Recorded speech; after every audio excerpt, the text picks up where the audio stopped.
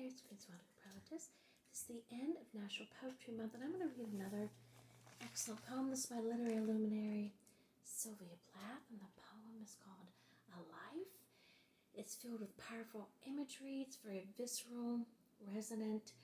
It has a lot of excellent literary devices, metaphors, alliteration, etc. And listen for them as I read it. And these are just some of my favorites. As we know, there's countless amount of famous poetry throughout the centuries. These are just some of my, favorites and other people's favorites as well that I'm, sharing.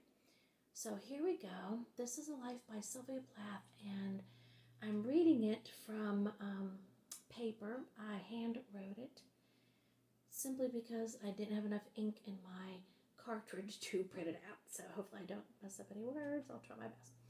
Okay, here we go. A Life by Sylvia Plath. Touch it, it won't shrink like an eyeball.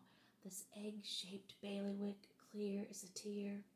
Here's yesterday, last year. Palm, spear, and lily distinct as flora, and the vast windless threadwork of a tapestry. Flick the glass with your fingernail. It will ping like a Chinese chime in the slightest air stir. Though nobody in there looks up or bothers to answer, the inhabitants are light as cork. Every one of them is permanently busy. At their feet the sea waves bow in single file, never trespassing in bad temper, stalling in mid-air, short-reined, pawing like parade ground horses.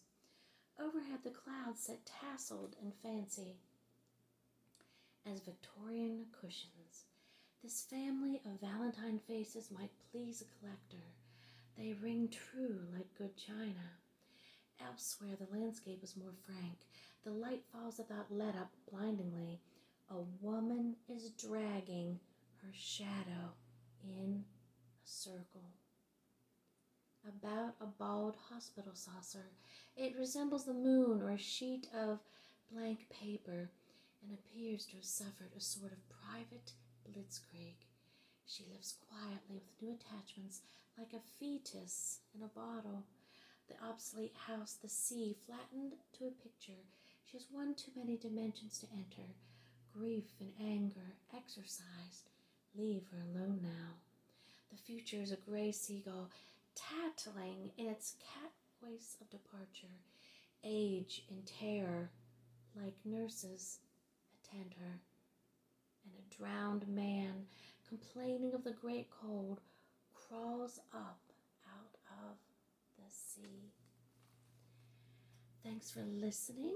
Happy National Poetry Month to you. Check out all the content on my channel, many categories. Click on this one to subscribe. Don't forget to hit the bell for notifications.